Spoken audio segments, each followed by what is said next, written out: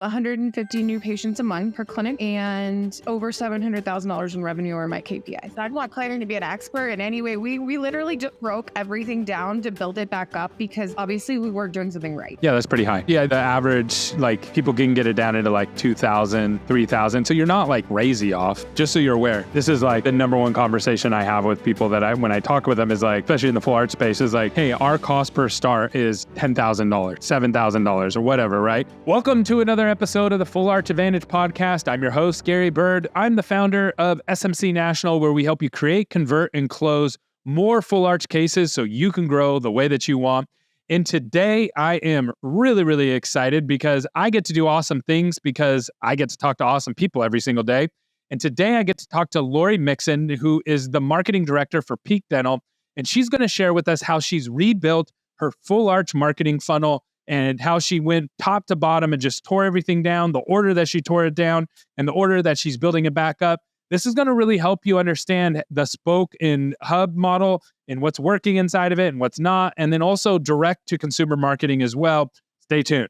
All right. So, Lori, good to see you again. We got to see you in person recently, and that was really fun catching up. And you did a great job on your panel at the Amplified Conference. And I'm excited to talk with you today and talk through some of the things that you guys are seeing that's helping with your full arch growth at your guys' organization.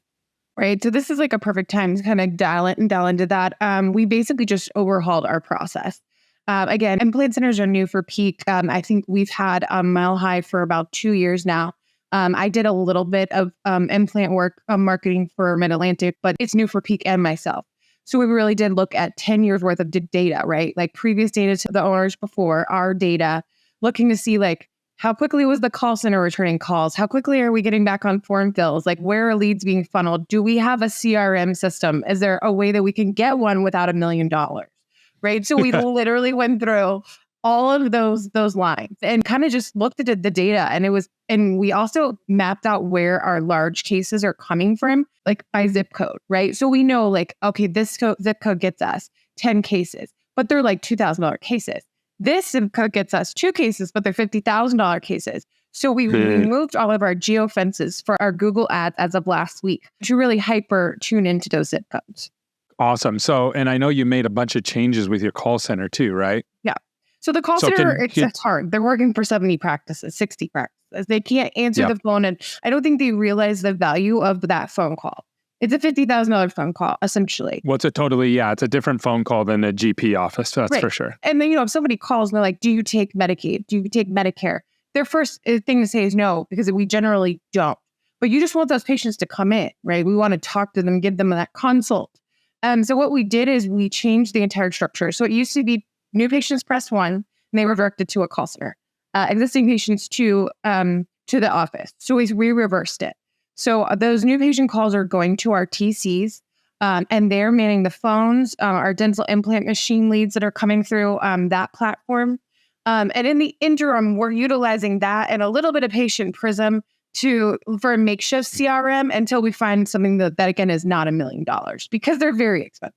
Yeah. So, okay. So let's walk through that. So the TCs are answering the phone, and if they can't get the phone for whatever reason, then it's reverting back to your call center. Mm-hmm. And then the TCs are motivated to answer that call and get those patients in because that's how they're compensated. So if they don't do a good job on the phone, they're not going to get patients, which means they're not going to do the larger treatment. Is that kind of the mindset behind it? Right. And we incentivize them to get them scheduled, to get them in. And, it also eliminates that operation mindset of oh, it's marketing's fault. We don't have any patient. And it's me pointing the finger of, well, there's breaks in the funnel. So it kind of just holds everybody accountable, myself included.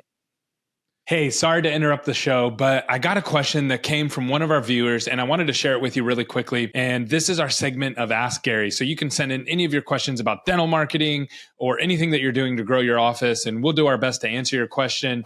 You can leave a comment, you can DM us, or you can email us at askgary@smcnational.com. So today's question came from Becky, and what she asked was, what do you prescribe as a comprehensive marketing strategy to grow your practice? And there's really 2 sides of this. So you have your internal new patients. These are your patient referrals or doctor referrals. And you have your external new patients, which are going to be new patients that are coming from things like marketing and location and insurances and things like that. And so it's really important before you even talk about a comprehensive marketing strategy that you actually have a target of where you want to get to. So how many new patients do you want to get to? And then you need to delineate where each section is going to come from. Meaning, if you want 100 new patients a month, how many patient referrals are you going to get a month? And how many are going to come from external marketing sources? The reason this is so important is patient referrals are the best kind of new patients, but they're the hardest to scale. And external patients are some of the worst patients you can get. They're very hard to work with, and they are the hardest to close. But it's the only way that you can really scale. And the goal is to turn those external new patients that are coming from marketing into patient referrals internally.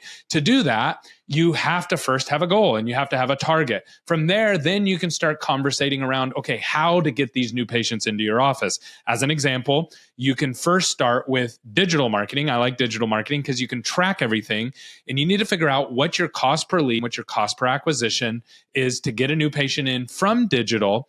Then you can start testing other forms of marketing to see how it stacks up. Typically, digital is going to be the cheapest, so I like starting there. And then you can work in other things. You can work in postcards or television, depending on how many locations you have, and other things that are out there. So that's the short answer. There's a much longer question or answer to that. And so I just wanted to give you the short answer for the sake of time. Enjoy the rest of the show. Got it. And then if it does go back to the call center, is it still there? Is it hard to equip the call center because it's such a different lead still? Or are they just kind of like, hopefully better to somebody answers than nobody? Is that kind of the mindset? Or are you doing... We had like two, we call them like professional call center attendants, I guess is the word you would use. We put them through full training. We gave them scripts. We had them work with our doctors, did like language, what to say. So, and all of those calls are being recorded. And yeah, I'm listening to them to make sure that language is where we want it to be. And we're going to just keep doing checks and balances like that.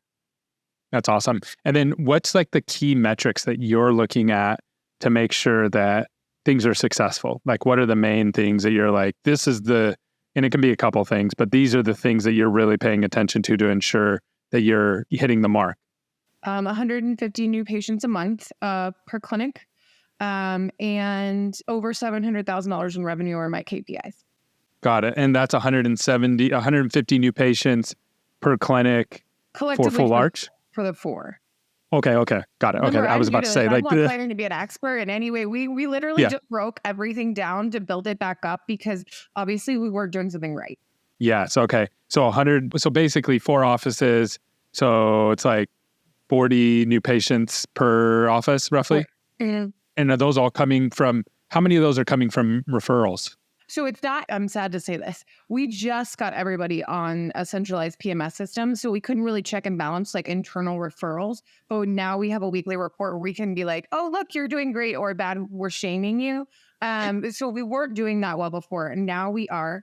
I think previously it was less than 10%. I think we're, we've only made that change internally last week. So I don't have any actual data on it, but I know it's going to make a huge difference. The majority of ours is coming from Google spend and paid social. And so a little bit of YouTube. Cool. Okay. So that's awesome. Yeah. And you'll definitely, now that you're tracking it, I know that number will come up because those cases are coming through the offices and they're there. It's just sometimes work and sometimes extra work. So once you start, hey guys, yay, this office got 10 this month. And then the other offices, of course, want to do that as well. And so I know that number will come. So that's really, really cool. And then from there, is there any other metrics that you're tracking once the patients show in? Or is there a certain number of starts that you're trying to get from those? Or is it more just a revenue number you're looking at? For me, it's revenue and new patients. Operationally, I know they have like a patient acceptance kind of percentage that they're looking to hit. But once I get the butt in the seat, there's not much more I can do. Yeah, I totally get that. And then do you have like cost per start numbers that you look at? Like this is how much it is to get someone to start? Or does your ops have a number that they look at like that? They don't, and we didn't previously until we compiled all of this over the last month. And the number, I think it gave myself and AJ a panic attack in that moment. I was surprised he didn't start drinking on the call. It was way higher than we should have been looking at those numbers a long time ago. So shame on us. But now that we have those numbers, we're making adjustments. You can make them better. Yeah. Yeah. Are you allowed to share those or no? You'd rather not? Some of our channels were $4,000 to $6,000 to get a start. Okay. Yeah, that's pretty high. Yeah, the average, like people can get it down into like 2,000, 3,000. So you're not like crazy off. 2,500 is 2,500 is like that sweet spot for me. But when I saw 4,000 or 6,000, I was like, okay, shut that down. Yeah, but to be fair, that number is not just a marketing number. It's a call center number. It's a treatment coordinator number. It's a doctor number, right? It's like, it kind of tells the story of your whole machine or the whole process, because everything has to be to get to that $2,000 to $2,500 number. Everything has to be working. Your marketing has to be on point. Your call center has to be on point. So that's why I was saying, like, if a couple things, if you're just changing the call center and changing how maybe you present treatment or whatever, like you're not crazy off. Like you can start working that number down. But yeah, that's a total picture number. You know what I mean? That's why we burned everything to the ground, right? We were like, let's get actual data, not like napkin math. Let's look at like actual facts and then burn it down if it's not working. Yeah, I love that. So when you started to look at it, so you're like, okay, and this is just so you're aware, this is like the number one conversation I have with people when I talk with them is like, especially in the full art space, is like, hey, our cost per start is $10,000 or $7,000 or whatever, right? Yeah, it's high, right? Like people get it, it gets really, really high. And so people start tracking it and it's like, okay, how do we get that down? And so as you started to look at that, you're at, 5,000, 6,000 and you're like, okay, we need to get this down. We need to cut this in half. What was like the first area that you were like, this is what we need to fix first? Okay, so, the data with starts and implants, the hard part is somebody could come in for a consult and they might not want to start treatment on that $50,000 for 6 months. So we had to decide, do we want to allocate it to the month of the first touch or do we want to like allocate it to that last touch? So really kind of see like people trickle in, right? So the first thing I saw was like, oh my gosh, there's no ROI on TV. Like these TV ads are killing us. But what I will tell you is when I reduced the TV budget early on when I moved to Peak because it wasn't coming through our tracking numbers and it's TV, right? It's very hard to track, but it's very hard. I removed about $100,000 of spend. What we were seeing is that organic SEM went down, right? So they were tied together. Yeah. So we were very slow to make adjustments. It's branding. It's branding. It's like Google reviews. It's like, if you have 500 Google reviews and you go to 1,000 Google reviews, what's my ROI of that? And it's like, I don't know. You know what I mean? It's good though. Right. And so it's like, if you're like, hey, if everybody's hearing our name over and over and over again, that's a positive thing. It's not a negative. It's only going to help everything. Now, the question is, how much does it impact you? Right. So if it's like, well, our SEM dropped by 3%, well, you can probably take that 100,000 and use it in a different way. Is that kind of how you thought through it, or did you look at it through a different? No, that's exactly how I thought through it. Right, like let's take that money and use it for like remarketing, and which is like a tactic that I've used previously. I love it. It chases people around the internet, until they basically just convert. Yeah, exactly. That's super smart.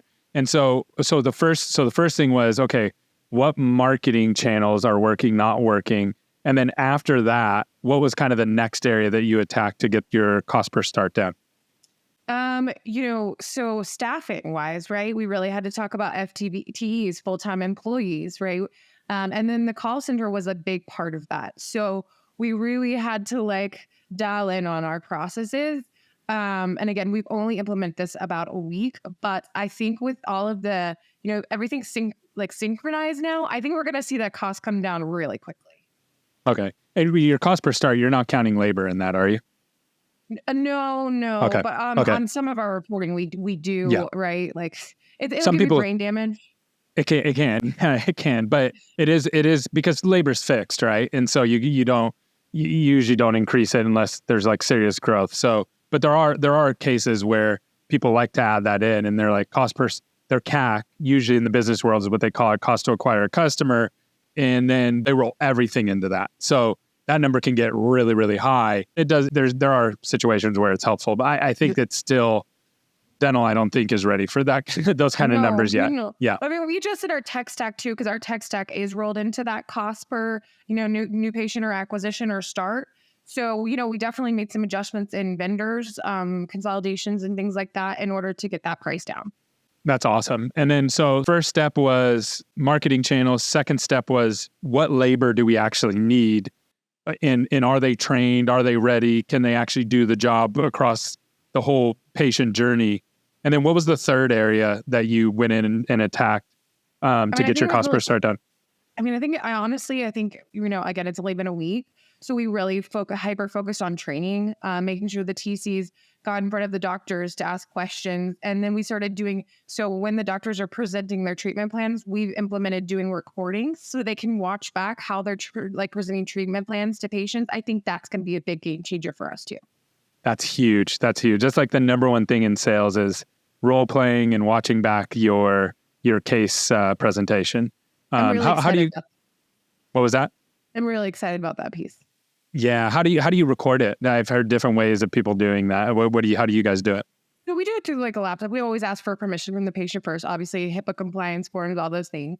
And then we essentially just do a record and we're like, hey, we're just going to keep this on your file. It's for our own training purposes. And if they decline, no big deal. Right. Yeah. But we put the laptop in front and let everybody know what's going on. Awesome. And then who sits down and reviews that with them? Is that you or somebody more on the ops side and less in marketing?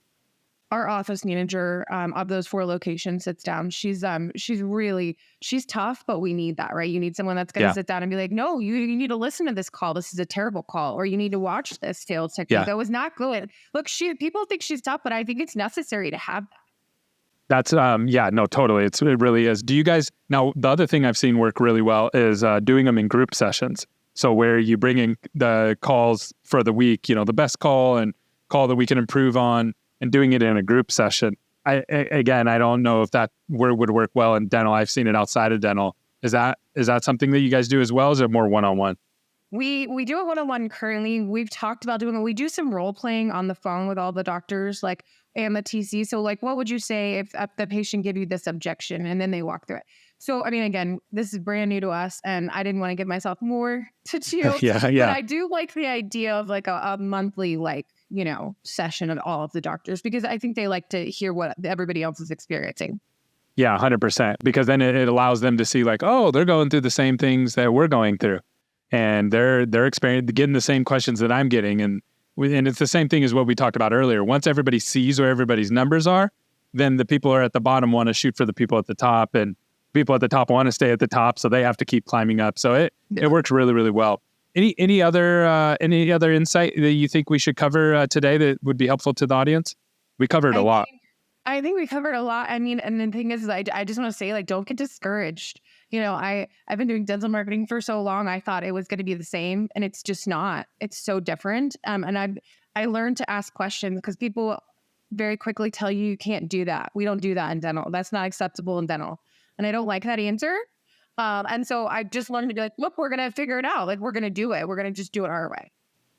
Yep. Just do it. Do it the right way. Do it the way that everybody else has been doing it for a long time. And sometimes feelings get hurt and sometimes people don't like it, but that's kind of part of the process if you want to get better at these kind of things, because it is selling. That's what you're doing. So you have to follow sales scripts and things like that. And I know no one likes that. So you're doing a great job. Yeah, they hate it, right? They hate it. They want to hear quality of care. And I'm like, well. Yeah, you can't have quality and care unless people are saying yes. It's true. It's true. There's no quality of care unless people are saying yes. So you're doing a great job. I'm really, really excited about what you guys are building. You're taking all the right steps, moving in the right direction. And thank you so much for being open and just sharing everything with us. It's so helpful to our audience. And if you're good with it, I would love to follow back up with you and just kind of 6 months talk about all you guys' wins and what worked, what didn't, and what other changes if you're open for it. Sure. And I'm super excited to see you in San Diego at your conference. Really looking forward to it. Yes. So I have a commercial that, yes, I'm super excited about that too. We have a lot of great speakers, a lot of great finance speakers. Yeah. I know. I'm so excited. I'm excited to hear them speak about what the topics are. So thanks so much for bringing your team there. I'm super excited to see you there. Can't wait. Bye-bye. Bye.